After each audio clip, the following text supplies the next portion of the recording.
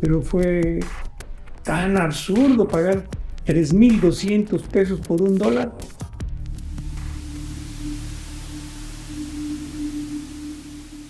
¿Qué tal? Mi nombre es José Luis Ceja Chávez. Soy mecánico industrial dedicado a la manufactura de útiles como son moldes, troqueles. Y es un honor tener ese oficio. Es un honor porque tenemos en las manos el don de crear cosas, de darle forma a las cosas. En el año del 76 más o menos me independicé para poder tener un taller mecánico de esta magnitud para construir herramientas. Se necesitan máquinas muy especiales y muy caras. Y desgraciadamente todas las máquinas, como dije, se venden en dólares y se pagan en moneda nacional al tipo de cambio que estuviera. Fue en el tiempo de López Portillo, en que había problemas con la moneda, se devaluó la moneda. El presidente José López Portillo, en el informe más dramático que se recuerde en México, anunció la expropiación de todos los bancos privados y el control completo de cambios. También entra al poder Carlos Salinas al poder, muy suavecito, pero un tipo que ya tenía sus puntos que hacer.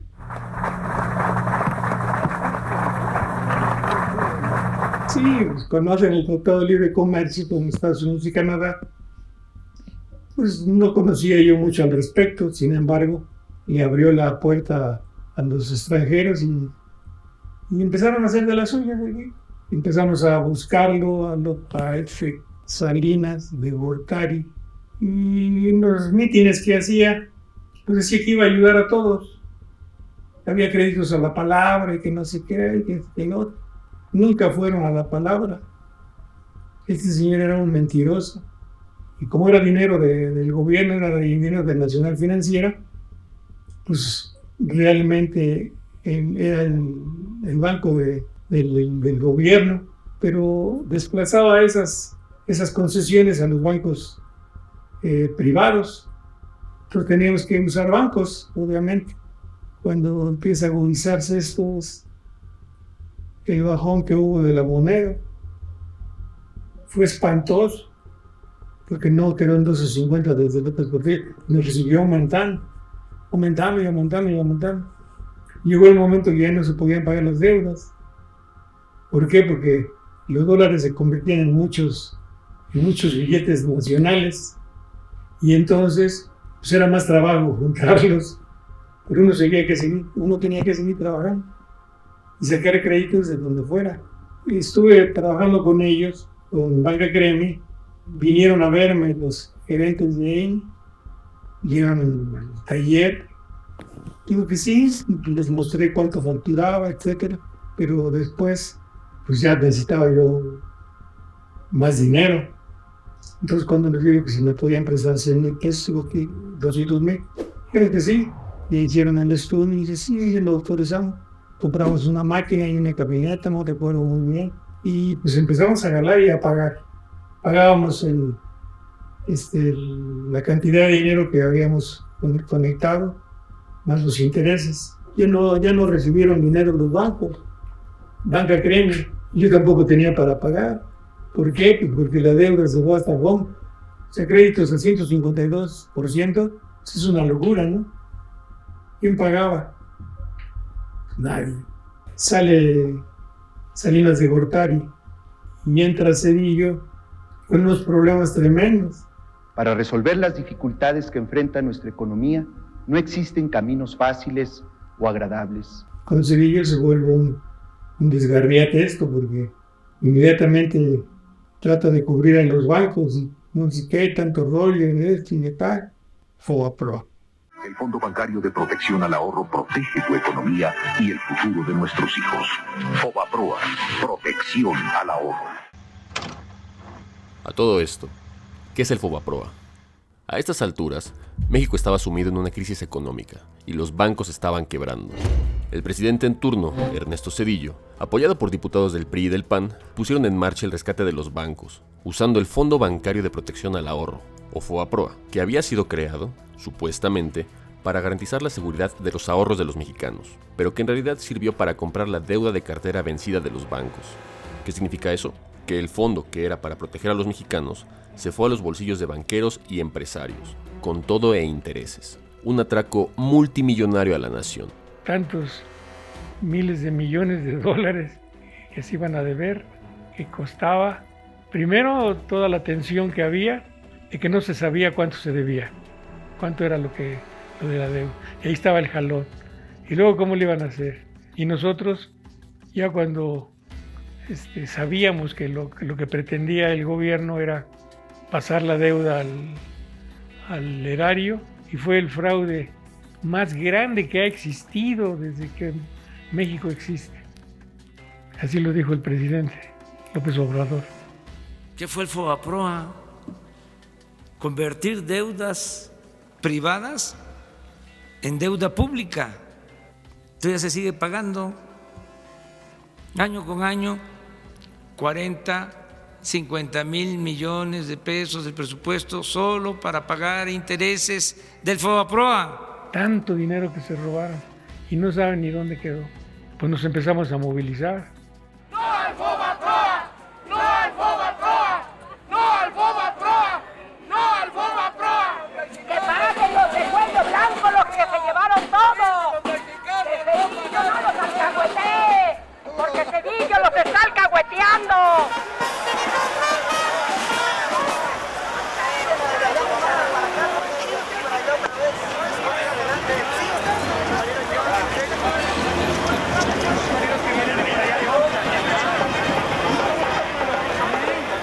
En Barzón llegué cuando esto de los créditos se fueron hasta home, la deuda, los dólares y todo ese rollo. Si ellos fallan a favor de los deudores, estarán aplicando el derecho. Si ellos fallan a favor de los banqueros, si ellos fallan a favor de 300 familias ricas de este país, estarán traicionando el derecho, estarán pisoteando el derecho, y entonces tendremos que tener clausurada para siempre esta Suprema Corte de Justicia, porque en efecto estará muerta. Salvaron a los bancos, salvaron a ellos mismos, se salvaron. Entonces nosotros empezamos a decir, obviamente los deudores pues también nos salvamos, ¿no? Pero no, empezaron a decir que los deudores tenían que pagar lo que debían. ¿Y cómo íbamos a pagar si les lo hicieron ellos? Entonces fue un alboroto y se dejó en el olvido. Firmamos la carta de intención en las oficinas de Banca Gremi, la cual decía que yo no iba a demandar a los bancos, ni los bancos me iban a demandar a mí, que íbamos a esperar un poco hasta que la cosa funcionara bien, porque estaba loco el sistema bancario y etcétera, etcétera. La firmamos todos los que componen el banco y mi esposa y yo. Unos días después llegó el apoderado legal de Banca Gremi, un tal Rafael Gerardo Rodríguez Botello, etcétera, y me dijo que venía a hacer una revisadita a ver cómo estaba. Le dije, pues ya estamos tranquilos desde que firmamos la carta de intención, que firmé con el banco, no le dijeron nada. Dice, no, pero a ver, enséñemela. Entonces la enseñé y dijo que si le daba una copia. Le sacamos una copia y se la di. Dice, ya con esta carta yo ya estoy tranquilo, no hay problema y vamos a esperar las resoluciones. Yo ni siquiera sabía de la demanda. Revisando la condición, los abogados del Barzón empresarial, entonces me pasaron una carta donde dice, oye, ya te sentenciaron a ti de un crédito que tienes. Digo, ¿a poco? ¿Cómo está eso? Yo no sabía que me habían sentenciado. Le expliqué cómo estaba todo mi asunto. Dice, te hicieron una chicanada y no te la hizo el banco, te la hizo el Botello. Dice, si tú no viste este expediente, no está firmado por ti, no tiene firma tuya. Pues nunca lo vi. Dice, pues ahí te fregaron, dice. Pero no te preocupes, ya te sentenciaron y no han ejecutado la sentencia. Dice, no te preocupes, ya no te van a hacer nada, ya esa sentencia ya caducó. La sentencia que se iban a quedar con la casa, con esta casa. Y entonces cuando leí el expediente, vi que metían cartas de avisos que me habían mandado, que me presentara tal día, que declarar, que presentar. Pues cómo voy a saber si nunca me escribieron ni nada. Qué tonteras, ese señor ya creí la chicanada, porque se quería quedar con mi casa, hizo sus tranzas por acá, falsificaron documentos de que me necesitaba ir yo a contestar esto y lo otro. Pues es ahí donde toman el caso los abogados, diciendo no hay nada que hacer, porque ya estás juzgado, ya está juzgada la sentencia. Si no te han sacado, ya no tiene validez. Pasaron, creo que al archivo muerto el expediente, y así se pasó el tiempo.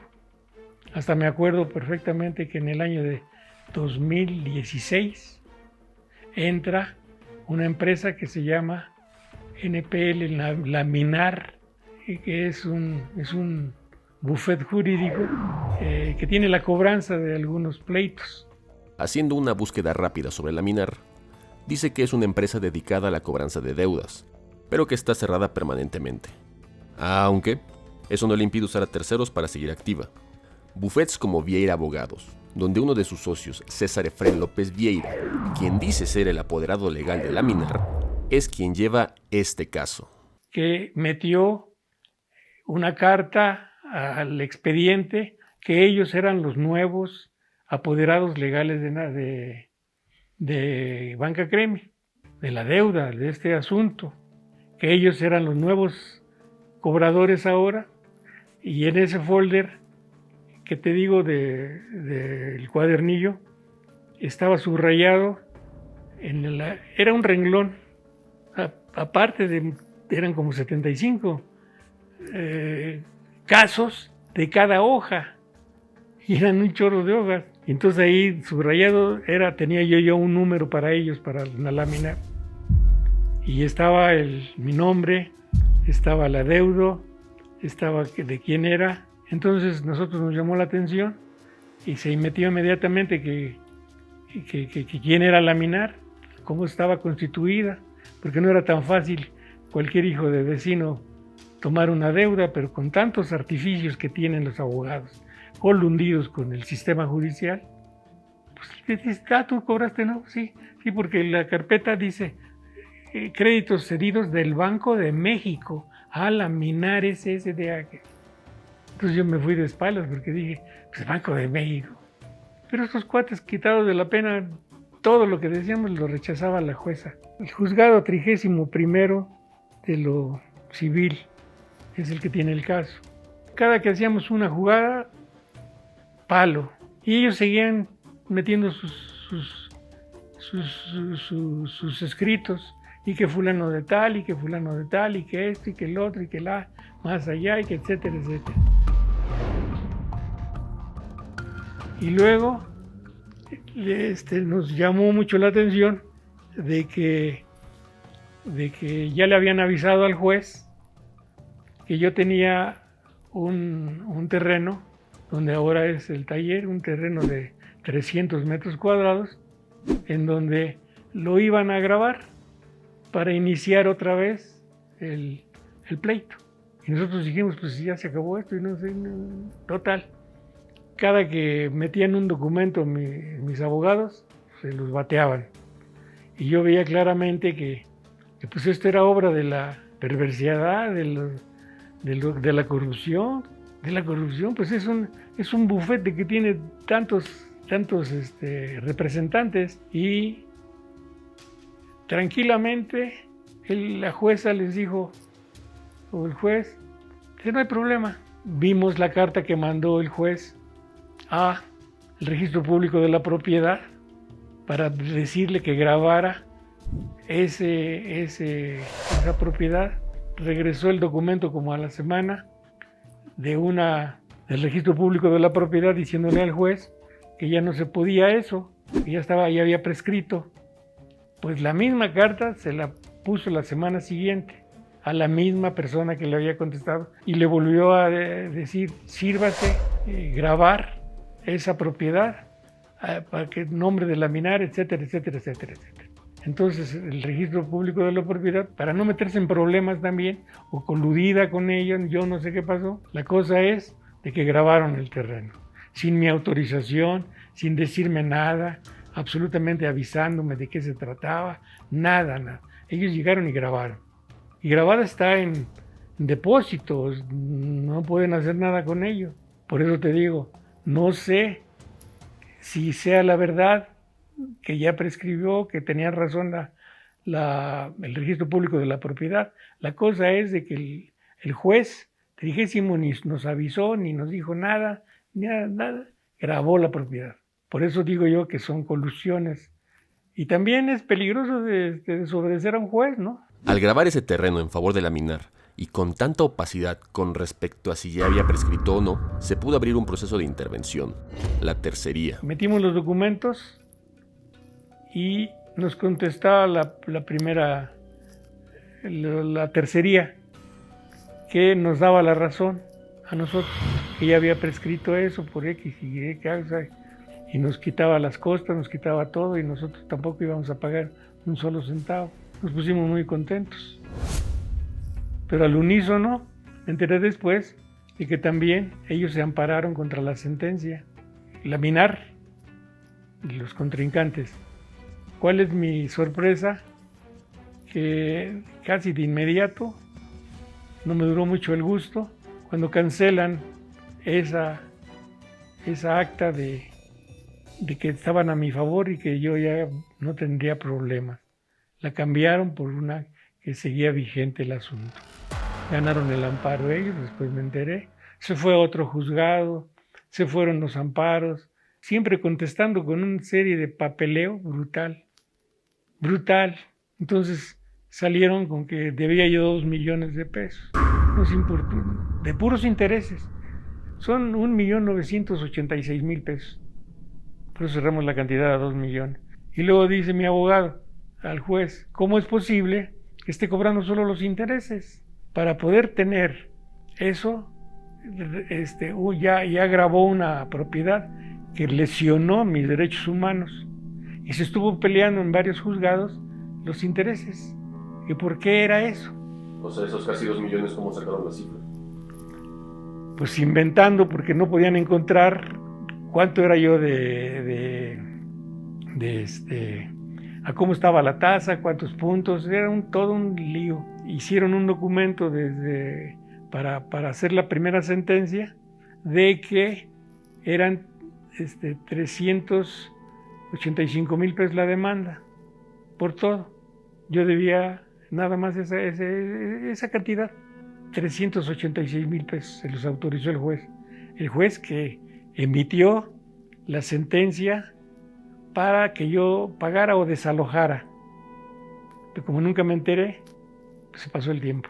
Me asusté tanto que puso fecha otra jueza, porque anduvo el expediente por diferentes juzgados, para que ellos opinaran también, porque eso se vale. Hubo una jueza que dijo que dice, yo le doy la razón a laminar, porque ella ahí fue laminar a ese juzgado, como una ayuda, como un amparo, yo qué sé.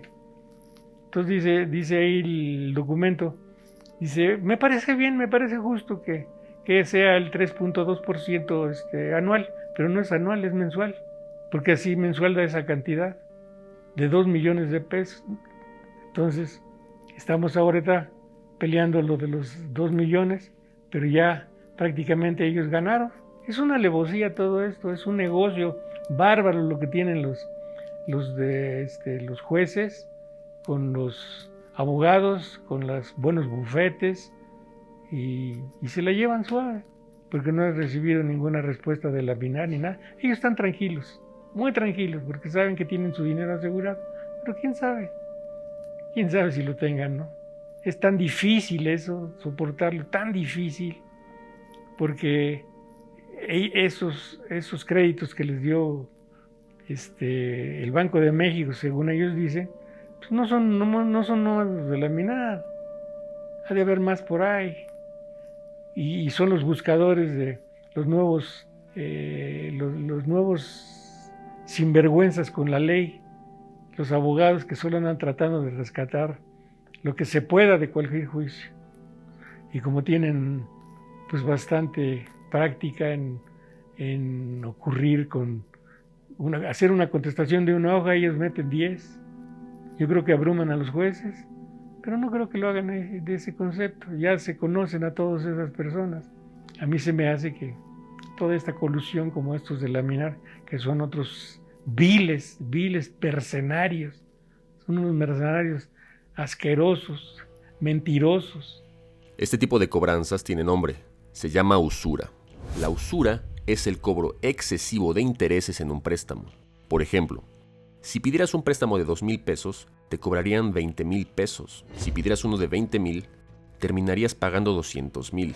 O como es el caso, un préstamo de 200,000 se convirtió en 2 millones de pesos de puros intereses. La Convención Americana de Derechos Humanos, o Pacto de San José de Costa Rica, establece en su artículo 21 que tanto la usura como cualquier otra forma de explotación del hombre por el hombre debe ser prohibida por la ley. Pero también es un punto muy importante lo de derechos humanos, que nunca hemos hecho nada, los abogados no han hecho nada, porque yo creo que ya también se cansaron mis abogados, ¿no? Los derechos humanos tienen muchas cosas pendientes para defender a los que hemos sido despojados. Me quieren quitar algo que me costó mucho trabajo conseguirlo, como es el terreno de la fábrica. Si no soy una empresa grande, siempre he sido pequeña y mediana industria, más que tiene un nombre rimbombante, GKM Internacional SADCB, pero creo que eso dio la pauta para que todos piensen que tengo un fabricón, y GKM Internacional se dio de baja en el 96. Hay que seguir resistiendo, hasta el último momento.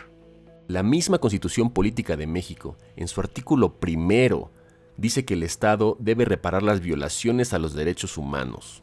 La Ley General de Víctimas define a una víctima como, entre otras cosas, a la persona física cuyos derechos humanos hayan sido violados, derechos humanos reconocidos en la Constitución y en los tratados internacionales de los que el Estado mexicano sea parte. Al parecer, la ley está siendo prostituida para beneficiar al mejor postor. Si tienes el dinero, puedes hacer lo que quieras con ella.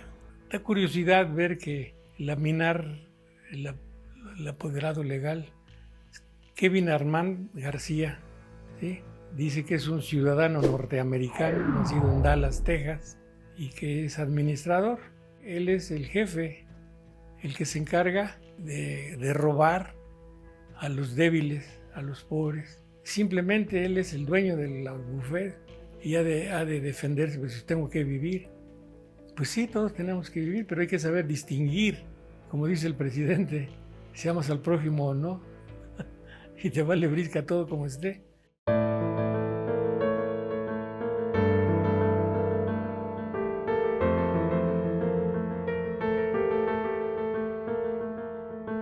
Así como esta historia, existen cientos, si no es que miles. Exigimos que este caso sea revisado por autoridades competentes y justas para que sea transparente, alejado de la corrupción y los malos manejos con la ley. ¿Hasta cuándo dejaremos que la ley esté en manos de delincuentes y no con la ciudadanía?